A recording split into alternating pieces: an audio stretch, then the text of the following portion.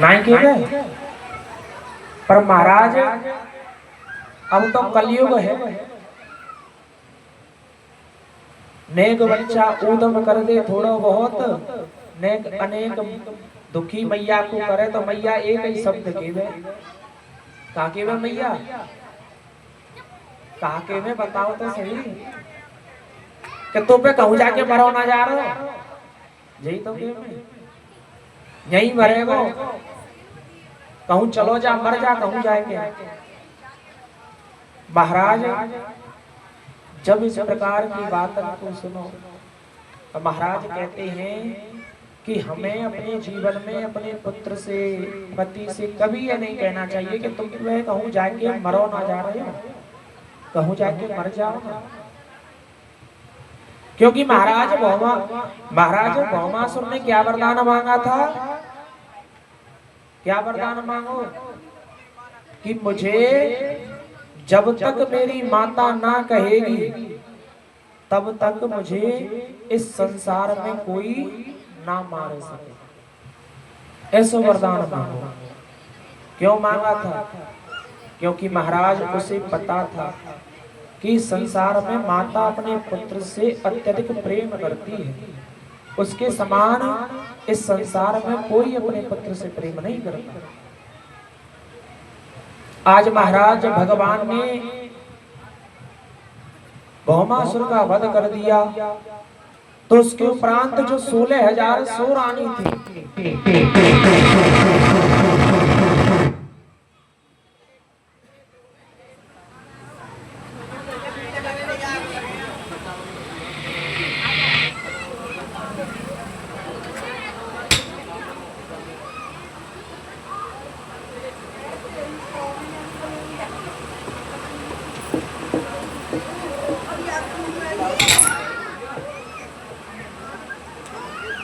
1,000 रानी थी, उन सबको भगवान श्याम सुंदर ने जब मुक्त कराया और कहा कि जाओ अब आप अपने राज्य को लौट जाओ, तो उन्होंने कहा भगवान अब हम जाएं तो जाएं कहां, क्योंकि अब हम अपने घर लौट कर नहीं जा सकते, क्योंकि समाज में लोग क्या कहेंगे अब तक कहां रही थी। भगवान आप ही हमारा कोई उपाय कीजिए। आज भगवान श्याम सुंदर ने उन संपूर्ण रानियों के कष्ट के निवारण के लिए भगवान ने उन सब के साथ में विवाह संस्कार कर लिया और उनके उस कष्ट का निवारण कर दिया। बोलिए कृष्ण कन्हैया लाल की जय हो। हर छोड़ के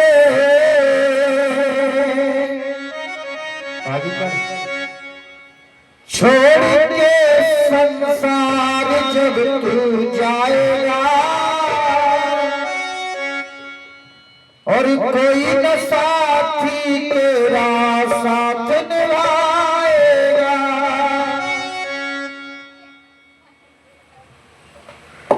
और छोड़ के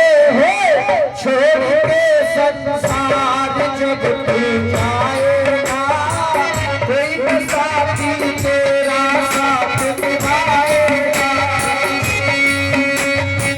छोड़ के संसार जब तू जाएगा कोई न साथी तेरा साथ निभाएगा।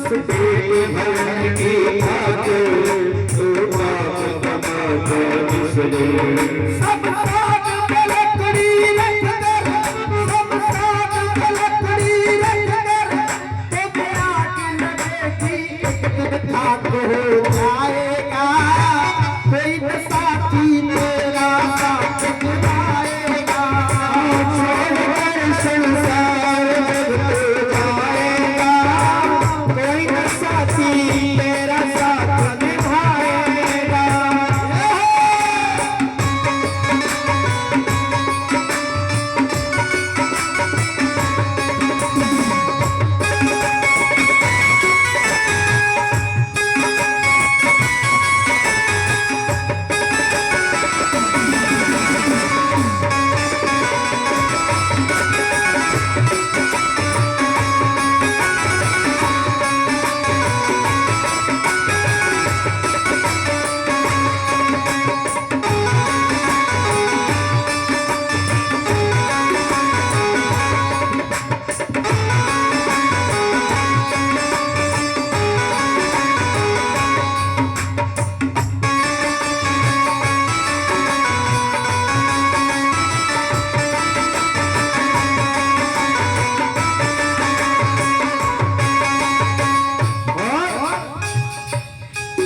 सत्संग की बहती गंगा तू इसमें लगा ले गोता सत्संग की गंगा तू उसमें लगा ले गोता सत्संग की बहती गंगा तू उसमें लगा ले गोता सत्संग की बहती गंगा तू उसमें लगा ले गोता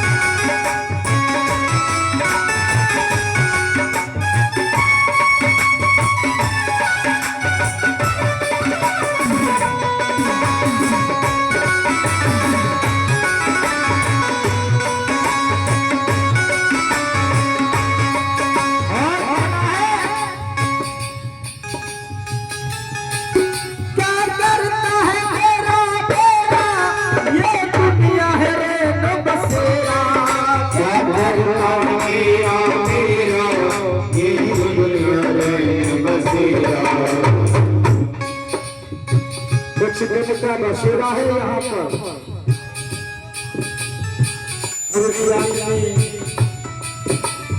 इतना अभिमान करता है पता नहीं कितने युग जिएगा कहना है क्या करना है मेरा ये कुछ नहीं है यहाँ तेरा क्या करना मेरा यहाँ कुछ भी नहीं है तेरा यहाँ कोई नहीं आया ये चंद्र के का तेरा हंस उड़ जाएगा कोई साथी तेरा साथ निभाएगा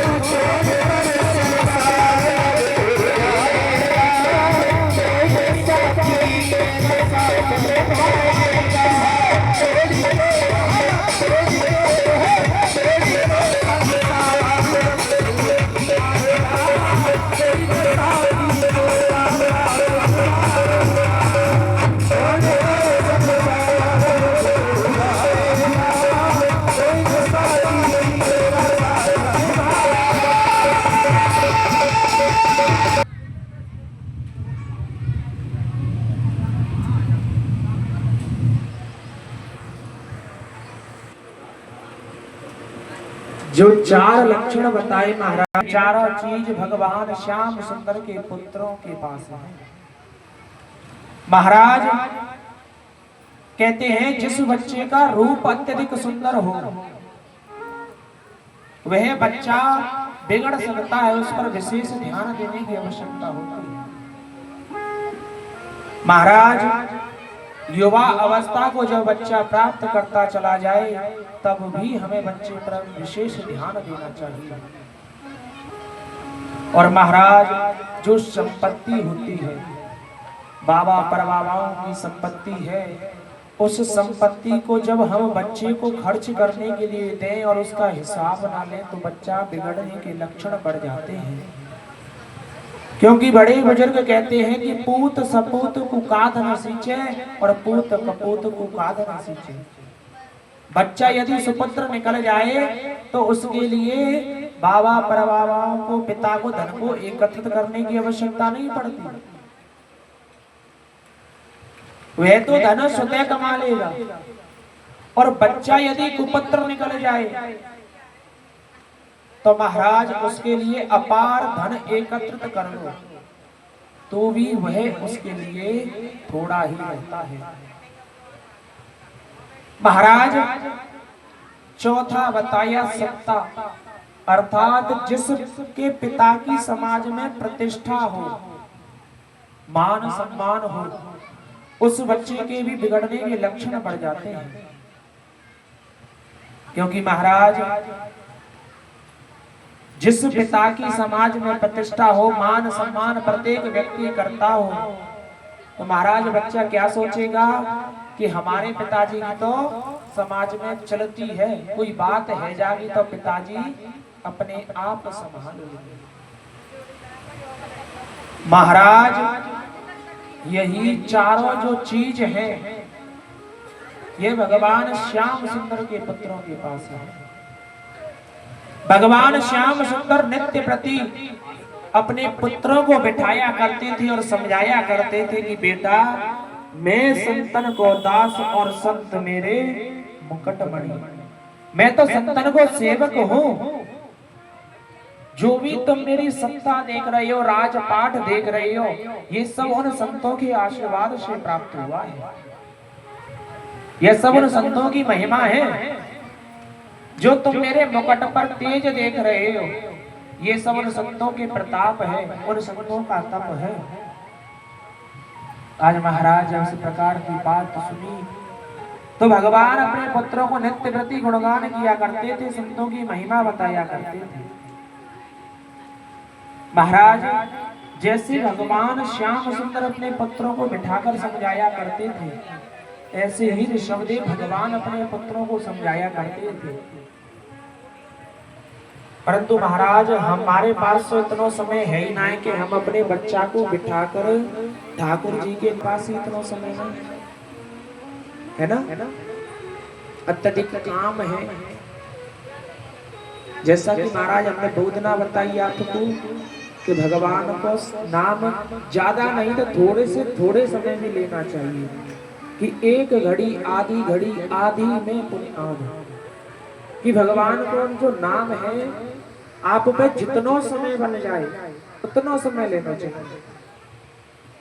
पर ऐसा भी नहीं कि काम काज को छोड़कर नाम लेना चाहिए।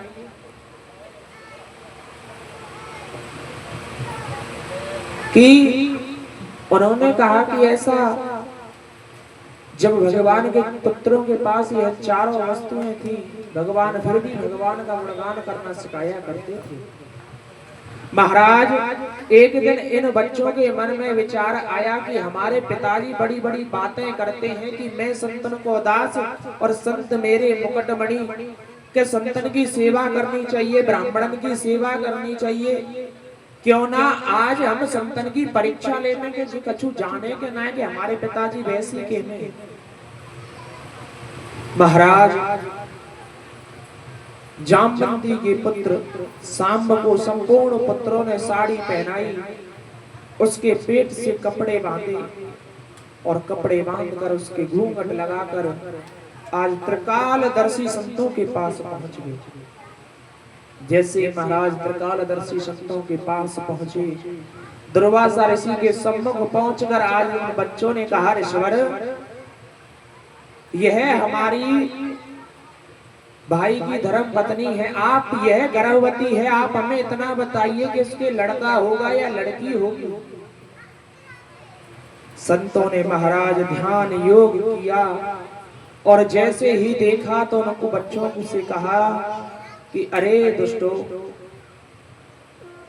तुम इस पुत्र को हमारे सम्मुख स्त्री बनाकर लाए हो और हमसे जिज्ञासा करते हो कि इसके लड़का होगा या लड़की होगी।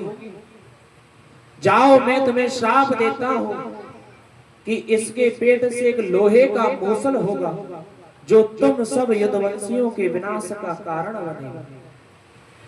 आज जैसे ही महाराज संपूर्ण बच्चों को श्राप मिला, बच्चे दुखी हो गए। आज महाराज उन्होंने जाकर सारा वृत्तांत महाराज उग्रसेन जी को बताया।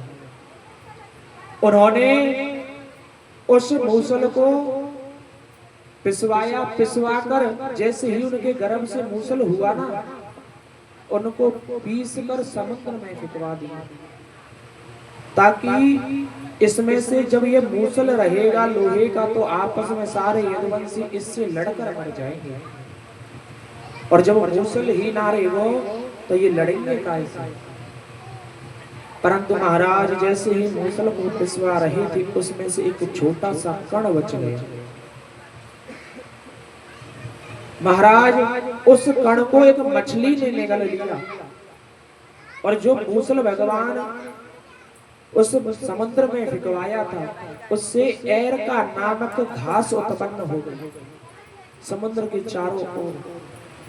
श्री सुखदेव जी महाराज बताते हैं कि जब एरका नामक घास उत्पन्न हुई, उसी समय जब एरका नामक घास उत्पन्न होने के उपरांत उसी बीच में भगवान श्याम सुंदर के बचपन की सखा है, वह भगवान से भेंट करने के लिए आने लगे। क्यों? क्योंकि महाराज भगवान श्याम सुंदर के जो सखा है श्री सुदामा जी महाराज बहुत गरीब है, जीवन बड़ी मुश्किल से निर्वाह हो पाता है श्री सुदामा जी महाराज का। इनकी धर्म पत्नी का नाम है सुशीला। महाराज जो श्री सुदामा जी महाराज हैं, इन्होंने कहते हैं कि कभी भिक्षा नहीं मांगी श्री सुदामा जी महाराज ने। आज कहते हैं ना कि सुदामा जी महाराज भिक्षा मांगने के लिए नगर में गए, परंतु सुदामा जी महाराज ने कहीं भिक्षा नहीं मांगी। महाराज सुदामा जी महाराज कहते हैं कि मैं भिक्षा मांगकर क्या करूंगा, कि औरत को धन चाहिए बाबर, ब्राह्मण को धन केवल संज्ञा। मेरा धन तो केवल भगवान को नाम को गुणगान है, मेरा और कोई धन नहीं है। महाराज इनकी धर्म पत्नी है सुशीला देवी।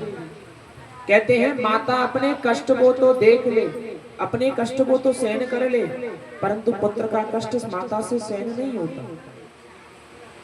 जब इस प्रकार की बात देखी कि माता अत्यधिक कष्ट में है, तो एक दिन महाराज सुशीला से सुदामा जी महाराज के पास गई और जाकर कहने लगी, स्वामी देखो हमारा जीवन बड़े कष्ट में व्यतीत है रहे हैं,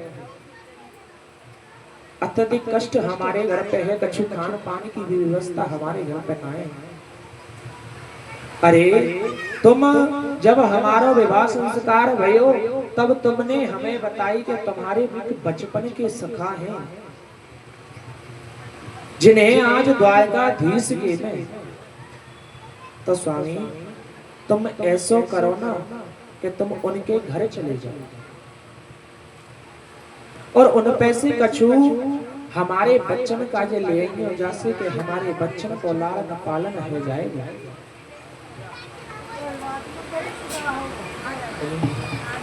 जब उन्होंने इस प्रकार की बातों को कहा कि स्वामी को भगवान आए हैं, मेरा जन्म बीत गयो चोरी में, मेरो कैसो नसीब, मेरो कैसो नसीब, मेरो कैसो नसीब, मेरो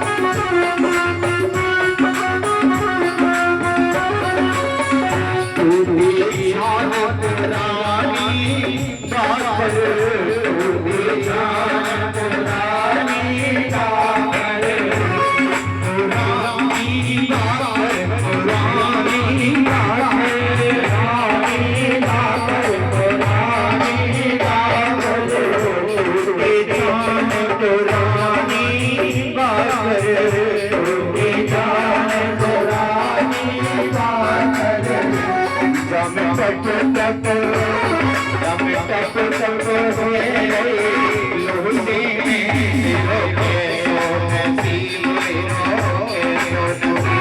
मेरो जन्म बीत गया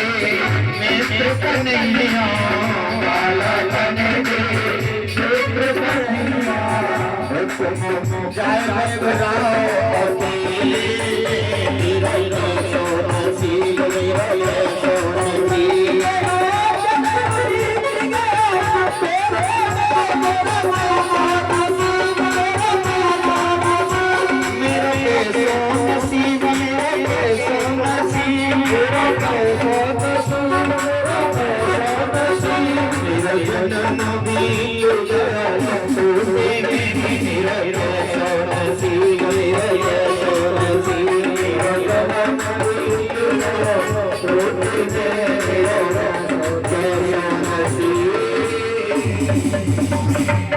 अरे वो मेरे बचपन को सका है मान लई, परंतु मैं वासे कहूंगो कामों को कछु दे दे। देख ऐसे मुझसे लाला से कही ना जावेगी कि मुझको धन दे दे, मेरे बच्चा भूखे हैं। महाराज आज उनकी पत्नी कहने के स्वामी जब तुम कछु मांग ना सको तो कम से कम कन्हैया के दर्शन ही करने चले जाओ। अरे धन की कौन है कहीं तुमसे कि धन लेके आएंगे तुम लाला के यहाँ से, मात्र तुम दर्शन करने चले जाओ। आज महाराज जैसे ही सुदामा जी महाराज ने सुनी कि दर्शन करने चले जाओ, तो महाराज सुशीला से श्री सुदामा जी महाराज कहने देवी देखो हमारे शास्त्र कहते हैं कि गुरु के यहाँ मित्र के यहाँ कभी खाली हाथ नहीं जाना चाहिए, कछु ना कछु भेंट स्वरूप उपहार लेके गुरु के पास जाना चाहिए, मित्र के घर जाना चाहिए, कभी खाली हाथ ना जाना। और हमारे यहाँ तो ऐसो कछु है भी ना है जो कि हम लाला काजे ले आए। आज महाराज सुशीला ने कही कि स्वामी क्यों चिंता करते हो, मैं आपके लिए इंतजाम कर दूंगी, बस आप लाला के दर्शन करने काजे चले जाओ। महाराज सुशीला 5 घरों पर गई, 5 मोटी तंदुल मांग कर लाई, चावल मांग कर लाई। और महाराज 5 मुट्ठी जब चावल मांग कर लाई तो लाने के उपरांत उनको ऐसे कपड़े में रख दिया जिसमें जगह जगह पर थेकरी लगी हुई है, क्योंकि वह जानती है अपने पति को कि ये मित्र के यहाँ जाए तो रहे हैं, परंतु यह उससे कुछ मांगेंगे नहीं, अपने मुख से कुछ नहीं कहेंगे। इसलिए महाराज माता ने तंदुल रखे, चावल रखे, क्योंकि महाराज संपूर्ण वस्तु प्रत्येक जीव की घर की एक जैसी है जाती।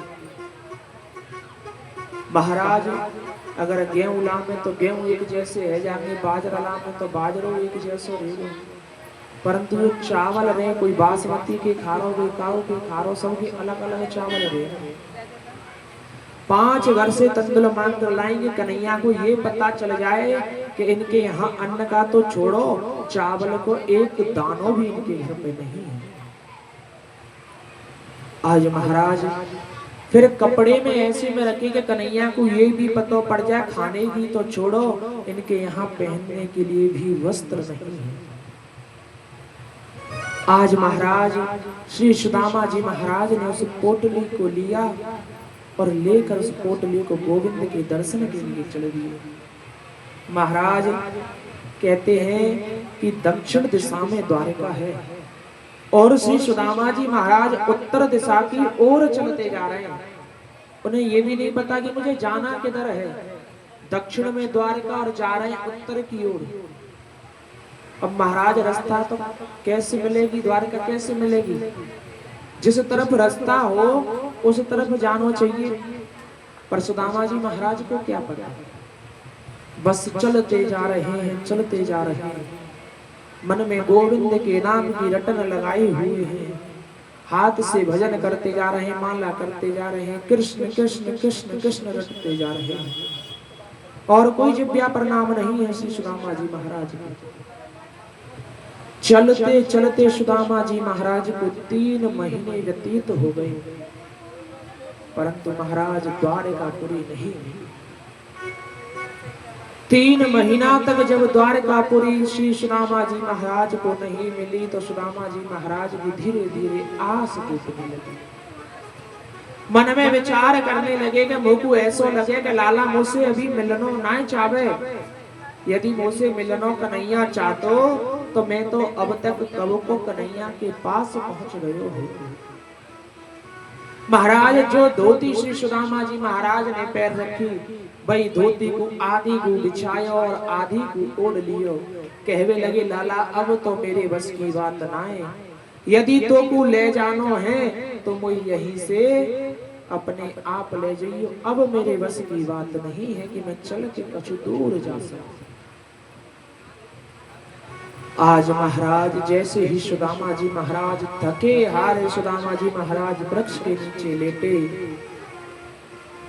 उसी समय श्री सुदामा जी महाराज को गहरी नींद आ गई। नींद को जो आ गया। जैसे ही महाराज श्री सुदामा जी महाराज को नींद का झोंका आया और कछु देर बाद जैसे ही नींद खुले तो सुदामा जी महाराज देखते हैं कि बड़े बड़े महल बने हुए हैं। संपूर्ण नगरवासी सुंदर सुंदर वस्त्र आभूषणों में डोल रहे हैं।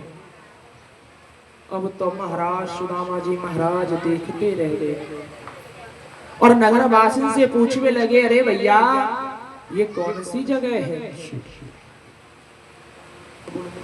महाराज आज जब यह प्रकार की बात सुनी तो उन्होंने कही, बाबा ये द्वारकापुरी छे। अरे भैया 6 द्वारकापुरी है। अरे मोकू तो वाह द्वारकापुरी को जानो है जहां मोर मुकुट वालो रेवे बंसी वालो रेवे। आज उन्होंने पूछी के बाबा ये वही की द्वारकापुरी है जाकी तुम बात कर रहे हो। बता दे कोई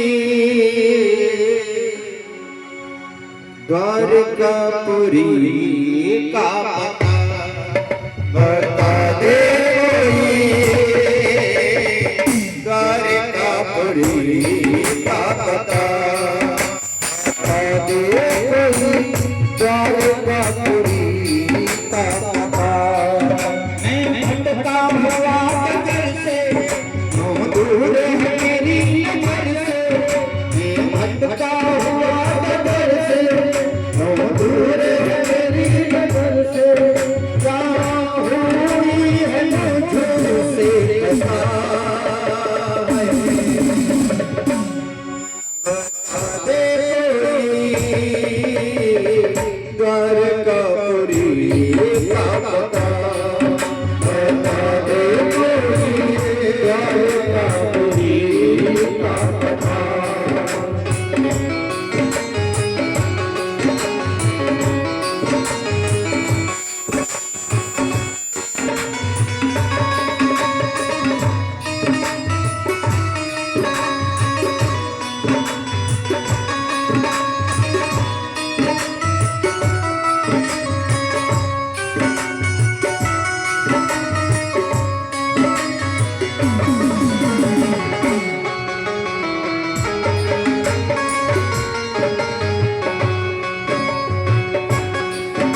लंबा रास्ता घनघोर भला,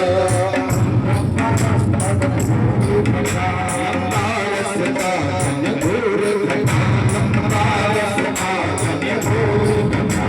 ऊपर से रही है मुझको डरा, ऊपर से रही है मुझको डरा। बता दे कोई द्वारकापुरी का पता, बता दे द्वारकापुरी का पता। रास्ते भरे चल के पूछा, रास्ते भरे चल के पूछा, कांटों ने मछली टुकड़े,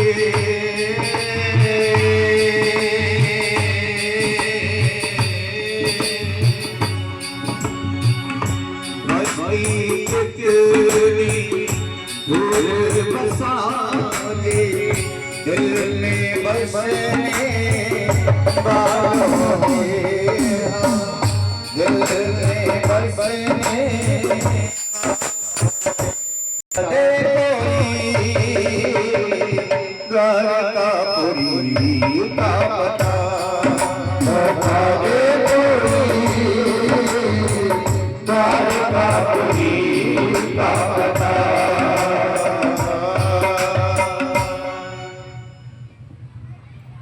आज महाराज श्री सुदामा जी महाराज ने जब पूछा कि भैया मको मोर पंख वाले की मुरली धर की द्वारकापुरी पर जाना है, तो नगर वासियों ने कहा कि हाँ बाबा ये उसी की द्वारकापुरी है जिसकी आप बात कर रहे हो।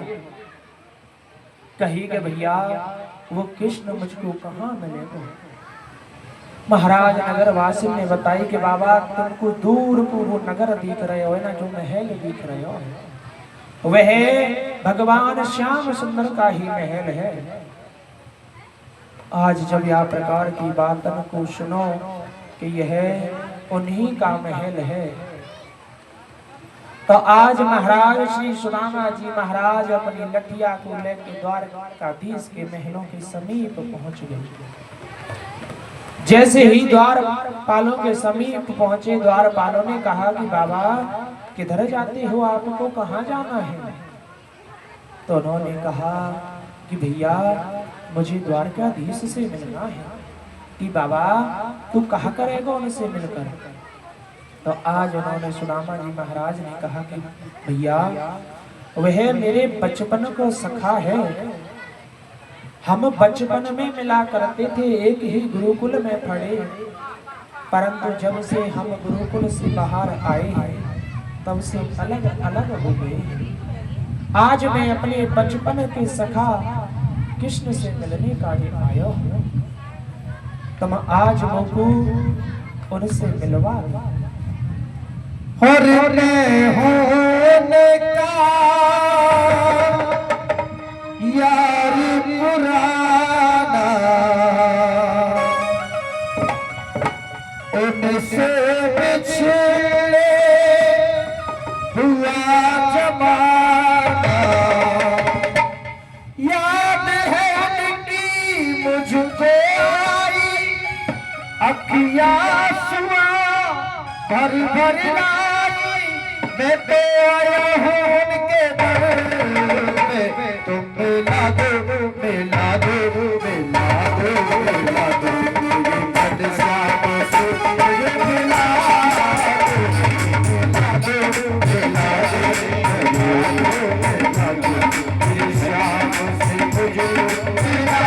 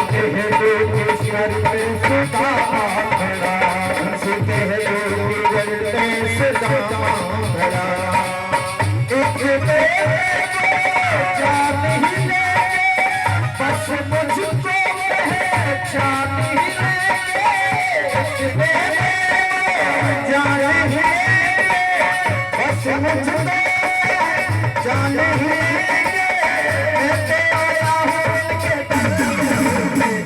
मिला दो मिला दो मिला दो मिला दो हर शाम से तुझको मिला दो मिला दो मिला दो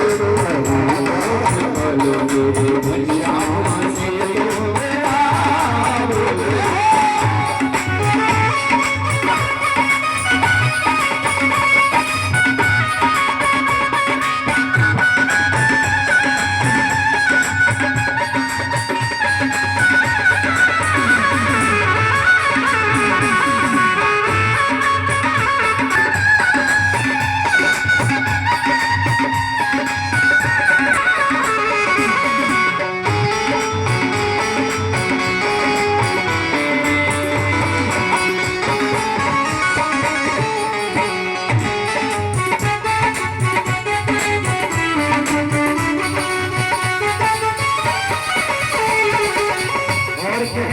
सुदामा जी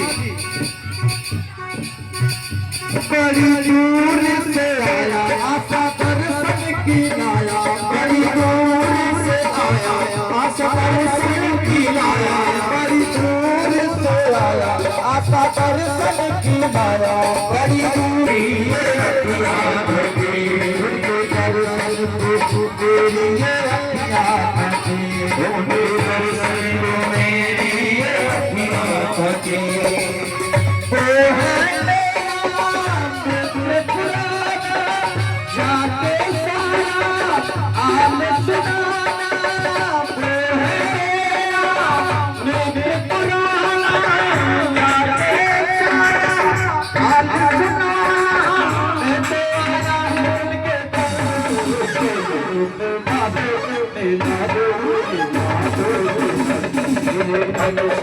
मिला